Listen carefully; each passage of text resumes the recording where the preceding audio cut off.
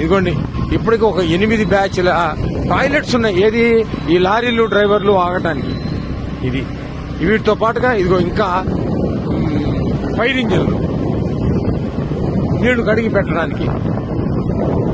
అందరూ ఇక్కడే పడుకున్నారు రాత్రంతా. ఇదిగో సరుకులు ఇలా వచ్చాయి.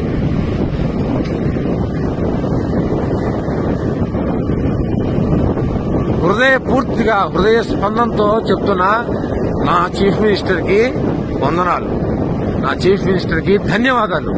నా సింగనగర్ కోసం మొత్తం రాష్ట్రాన్నంతా వదిలి ఈ ఒక్క ప్రాంతం కోసం కూడా కష్టం వచ్చిందని ఈ దేశ చరిత్రలో ఏ చీఫ్ మినిస్టర్ చేయింది నా కళ్ళ ముందర నా నగరానికి ఈ వ్యక్తి చేశాడు. నేను ఆయనకి చేస్తున్నటువంటి చిన్న కృతజ్ఞాంజలి మాత్రమే ఈ వీడియో. అయితే ప్రతి వ్యక్తిగతంగా నేను చేసి ఉంటా. మా అందరివి ఈ సముద్రంలో ఒక నీటి బొట్టు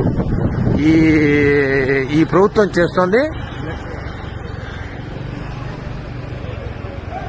మరి సెంట్రల్ గవర్నమెంట్ తెచ్చుకున్నాడో సొంతంగా తెచ్చుకున్నాడో ఇవన్నీ చూడాలి మీరు. ఇదంతా వీళ్ళందరినీ మేనేజ్ చేయడానికి ఒక్కసారి ప్రజలు వచ్చి మీద పడితే ఇబ్బంది పడకుండా ఉండటం కోసం అని తొక్కిసలాటకుండా పని ఇది. మరి వీళ్ళు ఐడియా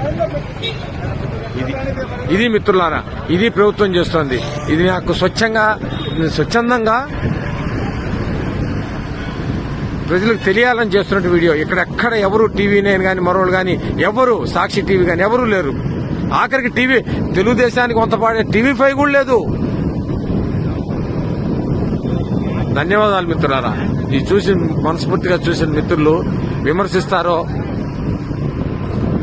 సద్భావంతో తీసుకుంటారో మీ వంతుకి ధన్యవాదాలు. జై హింద్, జై ఆంధ్రప్రదేశ్.